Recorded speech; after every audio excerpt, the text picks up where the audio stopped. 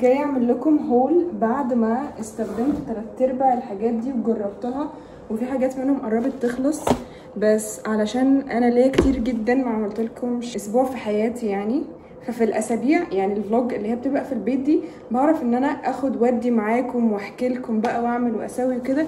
غير كده في الايام اللي انا بخرج فيها بتبقى بس ليها علاقه باليوم. خلينا الاول استنى. ايوه كده، شايفين ده رول بابل جبته اهو علشان الشغل بتاعي. ازيكم الاول، عاملين ايه؟ النهارده الاحد، النهارده الاثنين يا ربي، النهارده الاحد، لا النهارده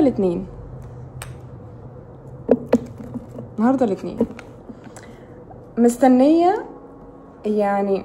مش عايزه اتكلم على شغلي حاليا في بلوم وعلى مشاكل الشحن اللي بتواجهني، علشان انا بجد يعني روحي في مناخيري. وهحاول اتناسى الموضوع ده، وهتكلم لكم بس على بعض الاشياء اللي انا جربتها او بدأت فيها. يعني اول حاجة انا اشتريت كتب، بالظبط انا اشتريت كتب، مبسوطة قوي. كنت عايزة والله اعمل لكم ليهم يعني unboxing اول ما جم وكده، بس I'm so sorry بصراحة. اول كتاب هو نساء بلا رجال. شفت الكتاب ده وعرفت ان الكاتبة بتاعته ايرانية، فقلت ان انا كده كده عايزة ادخل على الادب الايراني، فقمت جايباه. ومش هتكلم عنه نص كلمة دلوقتي علشان مش ده الفلوج اللي انا هتكلم فيه عن الكتاب ده، بس انا اكشلي خلصته. انا خلصته ماشي. تاني حاجة اليوميات لسيلفيا بلاث، زي ما قلت لكم برضو مش هتكلم عنه علشان مش ده الفيديو اللي انا هتكلم فيه، بس انا ما خلصتوش يعني. انا في صفحة لسه بقول يا هادي، ما جبتش الصفحة 100. وطبعا اخر حاجة جبت مكتبتنا الصغيرة في طهران. انا اصلا كنت متحمسة للاوردر كله علشان مكتبتنا الصغيرة في طهران، ومتحمسة ان انا ابدأ قراءة فيه واخلص سيلفيا بلاث. ومش عارفة ليه انا بدأت سيلفيا الاول، بس حسيت ان انا يعني ايه، عايزة اخلي ده كده. حاسة ان انا غلطت بس ما علينا، مش مشكلة. وطبعا اخر حاجة جبتها، شوفوا كيوت ازاي، الالوان حلوة قوي بجد كيوت، حلوين. بس دي كده البوك هول. بعد كده هنبدأ بقى على البادي هول. طبعا انتوا عارفين ان انا بحب اشتري مشروبات. هو انا الاول كنت بعملهم في البيت، بس بصراحة لقيت نكهات كتيرة قوي في السوق فقلت اجرب. جبت اول حاجة البردقوش ده من رويال. انا بميل قوي للاعشاب اكتر من الشاي والحاجات دي وكده، بردقوش وعلى فكره طعمه حلو جدا، هو مفيد للصحه العامه، ريحته حلوه، بحس ان هو مش محتاج سكر. وبرده جبت من رويال، نوران كانت جربت الانرجايز ده وانا كنت بدور عليه عشان ما كنتش لاقياه، ولما لقيته قمت جايباه، قالت لي حلو قوي، فانا رحت جبته فعلا. هو فيه بقى جينكو، اشواجندا، وكركديه، وقرنفل، وتفاح حبيبات. خليط من الاعشاب الطبيعية قد يساعد على تنشيط الجسم وزيادة قدرته. بصوا اول مرة شربته بجد حسيت بنشاط، هو لسه فيه. انا بقى ضممت، عملت فاكرين الاخضر اللي انا كنت جايباه اللي هو اللايف ده، ضميتهم بقى كده علشان ايه، الكرتونة بتاعت الازرق ده ماتت يعني، اتقطعت بقى، فانا حطيتهم كلهم يعني في حتة واحدة.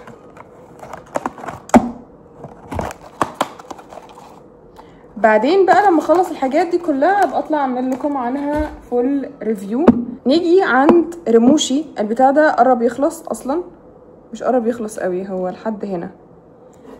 طيب الكابيكسي طبعا خلص. انا قلت لكم قبل كده ان انا جبت الكابيكسي ده وكنت بستعمله على حواجبي ورموشي، وطلع لي في عيني من هنا، طلع لي دمل، وخلى رمشي كان بيرعش، فانا خفت ان انا اعمله ريستوك تاني واجيبه تاني. بس بصراحه كابيكسي حلو يعني، انا مش هنكر، هو كابيكسي حلو. انا بحس ان رموشي هي اللي بطيئه شويه في النمو، لكن بجد هو ساعد حواجبي جدا. حتى شوفوا، معرفش بقى هو ساعد رموشي ولا لا، بس ده رموشي. خلينا نعمل كده سكرين، ادي رموشي اهي، وانا دلوقتي بستعمل ده،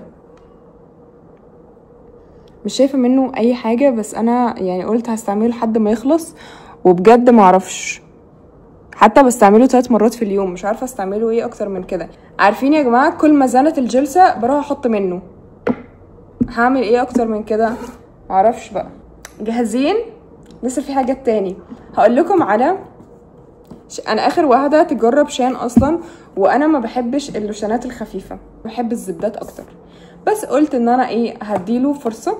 واللي خلاني اطلع اتكلم عن ايه، يا نهار اسود ده قرب يخلص، انا خلصت ربعه مكملش اسبوعين، هو الدرجه دي لايت. بصوا يا جماعه هي ريحته عامله زي سويل دي جانيرو، لو حد بقى عايز يجيب سويل دي جانيرو ومش قادر يجيب سويل دي جانيرو هتلاقوه في بلوم عادي جدا بس لو انتوا يعني مش عايزين تجيبوه من بلوم وكده هاتوا اللي هو التولي بروز، ريحته عامله زي سويل دي جانيرو. لو هنيجي على الترطيب معرفش بصراحه، انا بحس ان ترطيبه ضعيف، بس عشان الصيف والدنيا حر دلوقتي وماليش خلق على الزبدات، انا عندي زبده قربت تخلص ف جبت ده.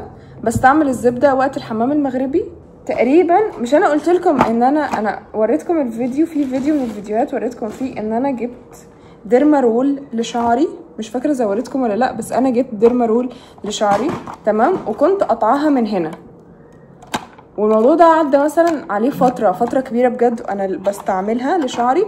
وبعدين شفت فيديو على تيك توك كانت في واحده بتعمل ديرمارول لوشها، فانا جبت ديرمارول لوشي وقمت برضو قطعها، قلت يعني هتبقى مقطوعه فانا هعرف ايه افرق ما بين بتاعه شعري وبتاعه وشي. جيت اطلعهم من الاتنين لقيت الاتنين مقطوعين اهو. كنت قاعده عامله اللي هو هعرف منين دلوقتي اللي انا هستعملها لشعري واللي انا مش مستعملها لشعري. بس طبعا الحمد لله عرفت ايه هي اللي انا مستعملها لشعري ومين هي الجديده. ف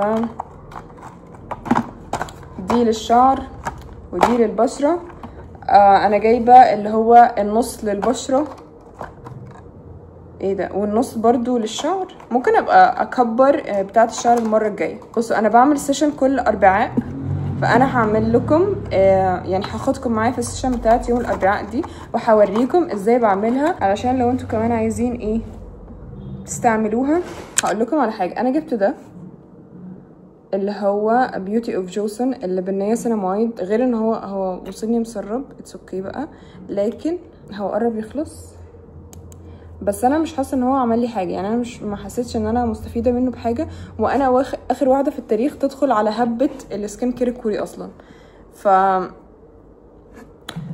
قلت هجرب الجلو سيرم، الديب جلو سيرم، بس اهو بس انا مستنيه اخلص ده، يعني مستنيه اخلص ده وهجرب ده ونشوف بقى هل فعلا هيعمل لي حاجه ولا لا، عشان لو ما عمليش حاجه يعني هزعلهم، معلش يعني يعمل لي اي حاجه طيب بسيطه حتى. وطبعا هقول لكم بقى انا كنت جايبه وقت رمضان اللي هو السنيل بتاع الحلزون، لا وقت العيد كنت جايبه اللي هو السنيل الكريم، وانا حسيت ان هو تقيل قوي على وشي، هو مطلعليش حبوب بس انا بشرتي بتبقى مزيته قوي في الصيف، فهو بقى ترطيب اوفر الترطيب، فاهمين ازاي؟ فانا حاسه ان هو ينفعني قوي في الشتاء، فانا ممكن اجربه في الشتاء. انا بقى معرفش، انا عايزه اسيب مثلا اللي هو الكريم بتاع السنيل ده للشتاء، بس معرفش هل هينفع، واجرب ده.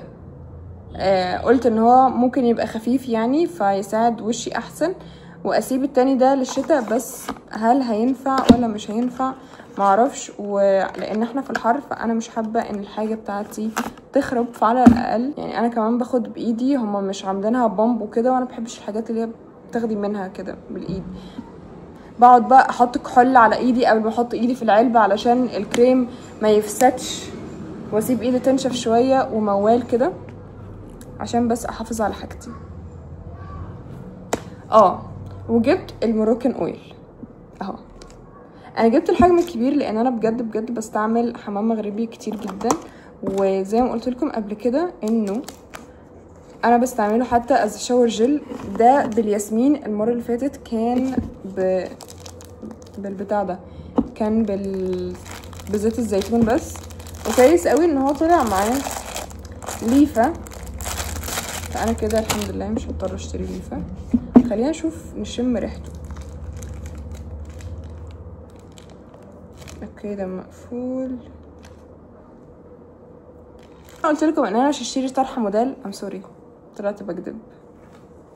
جبت دي تمام. هجربها. انا بحب الشيفون، يعني لازلت بحب الشيفون، فجبت اللون ده من الشيفون عشان هتليق على الشنطه بتاعتي اللي هي البرجندي الحمرا دي.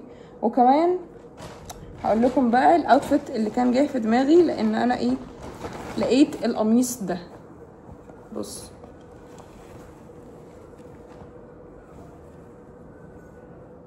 نفس قماشة القميص الوردي اللي عندي اللي انتوا بتحبوه ده، فانا لما لقيته جبته تاني. بجد القطن طري قوي قوي قوي قوي قوي وحلوة، ف مش دايما الواحد بيلاقي حاجات قطن كتير، فقمت جايباها بقى.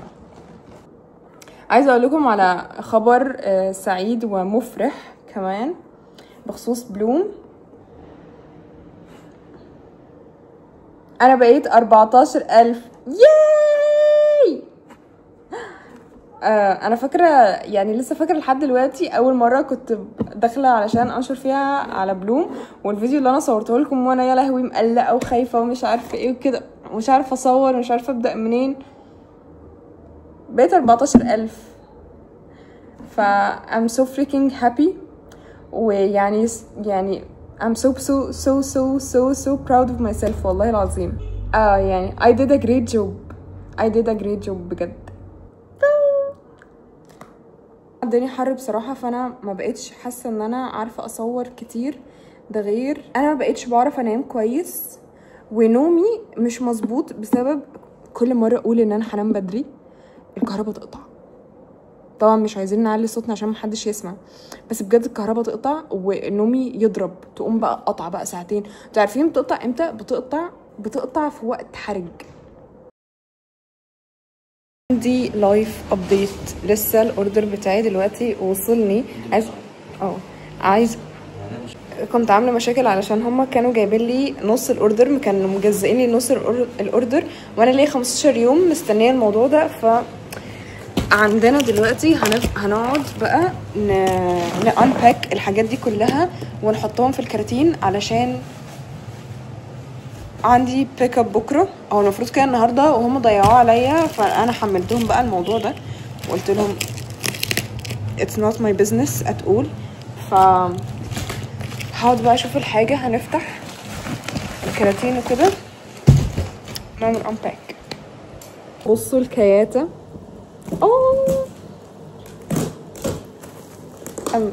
بصوا هقول لكم على حاجه بجد، مع اني متضايقه علشان هم اخروه عليا 15 يوم، وعلشان في ناس كتيره قوي بتفضل مستنيه الاوردر بتاعها، ويعني حصلت مشاكل كتير قوي، وبجد ببقى حاسه ان انا متضايقه ان انا مش عارفه اكلم الكلاينتس مثلا واقول لهم ان الحاجه اتاخرت والموضوع ده اتكرر.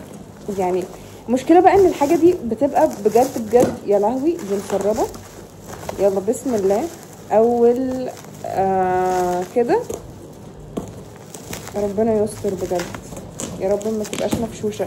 قبل كده جالي اوردر مفشوش. استني ديت نعمل لها متابعة. مكسورة منين بقى؟ لا هي سربت بس، يعني هي سربت سربت، حصل لها تسريب، مش مشكلة خير. مش مكسورة بس سربت، ما مش مشكلة، او افضل بكتير من مكسورة. سوري. هنقعد بقى نعمل انباك كده. بتشر حرف يا لهوي. I don't know what to say والله العظيم.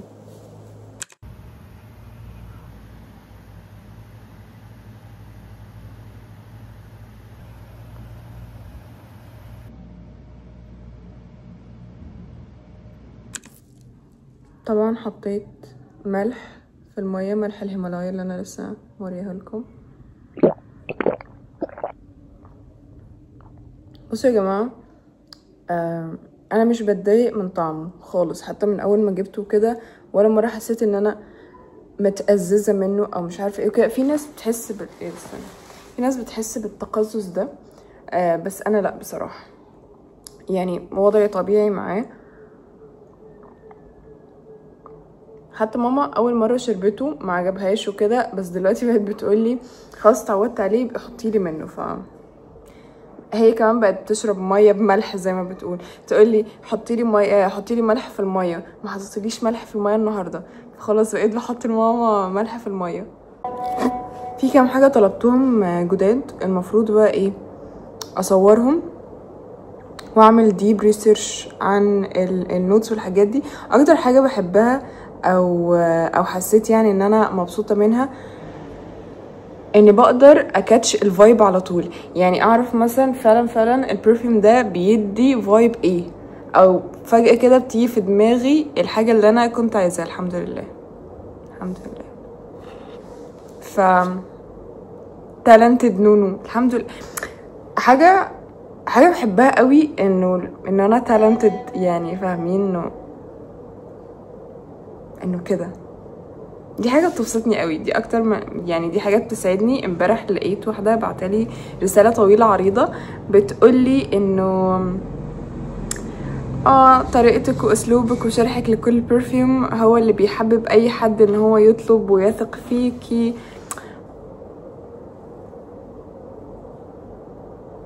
دي اكتر حاجه حلوه ممكن تتقالي. ماشي، اوريكم الحاجات الجديده اللي لافيرن جابتها. انا عايزه اصورها على بلوم.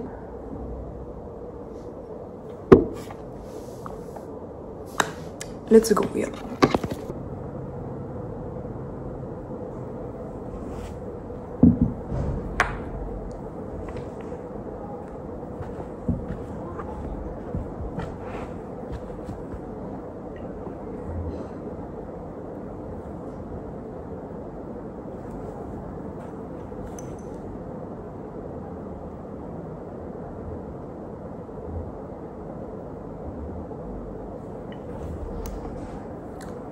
بفكر اعمل فيديو على تيك توك سريع كده يا وديع، اقول فيه الحاجات الجديدة اللي انا وفرتها في بلوم، بحيث ان الناس تبقى عارفة ايه الحاجات الجديدة اللي اتوفرت عندي في بلوم in one video. يعني هقفل بقى معاكم هنا، اروح اصوره واجي و that's it. استنى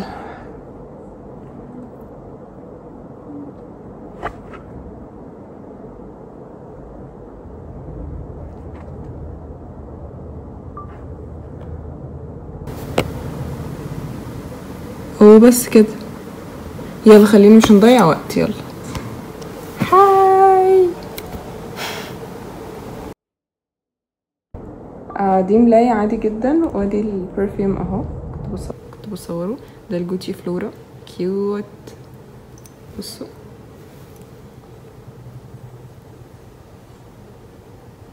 كيوت صح؟ النهارده الاربعاء بالليل، يعني اللي هو الخميس، يعني الصبح اللي طالع ده الخميس. اكشلي احنا دلوقتي الخميس، الساعة دلوقتي 12:33 دقيقة.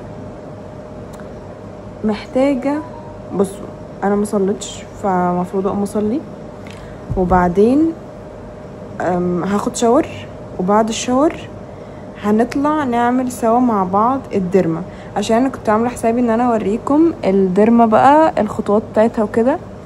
هحط تليفوناتي تشحن لحد ما اخلص الحاجات بتاعتي دي، ونبدا بقى نعمل. وعايز اتعشى عشان انا جعانه. لا نشوف بقى اي حاجه ناكلها وهرجع لكم بعدين. طبعا زي ما انتم شايفين الكهرباء قررت تقطع وانا بعمل الشكشوكه بتاعتي. بص اليوم كان طويل جدا النهارده، طبعا الخميس مفروض ان انا اقعد اعمل مونتاج، بس انا بصراحه عايزه اقعد اتفرج على فيديوهات كده يوتيوب مثلا. يعني الاسبوع ده كله كان ماسك في بعضه، يعني ما كنتش حاسه ان انا لاقيه وقت اقعد كده فيه ومثلا اتابع حلقه مسلسل او اعمل اي حاجه او معرفش يا جماعه. بس كنت حاسه ان انا وضعي صعب الاسبوع ده، فانا طاقتي بقت تحت الارض بأرضين. كنت امبارح بحاول اديل مع شويه حاجات تبع الشغل بتاع بلوم، وكان عندي صراعات تاني مع شركه الشحن. شركه الشحن دي بس لو تتحل الموضوع هيبقى ألطف بجد. هنشوف بقى اروح اعمل ايه. ممكن اروح اجيب شويه حاجات من الدكان واتبسط وكده. خلاص والله فكره، انا اصلا كده كده جاهزه خلاص. ممكن اروح بقى اجيب حاجات من الدكان. خلاص اوكي، هجيب حاجات من الدكان. اوكي يلا. بصراحه كنت عماله افكر هل يعني اصور مرتين ولا عادي، بس قلت يعني اصور وانا بعمل، عشان عايز اصوره برضو للتيك توك. فانا هصوره وهنزل لكم الفيديو ده برضو على يوتيوب على طول بعد ما هنزل الفلوج ده، فانتوا بقوا شوفوا الفيديوهين عشان حاسه ان انا هبقى مربوكه وانا بصور. اوكي انا خلصت تصوير الفيديو، بس جاي بقى يعني احط معاكم خطوات الكريم الاخيره.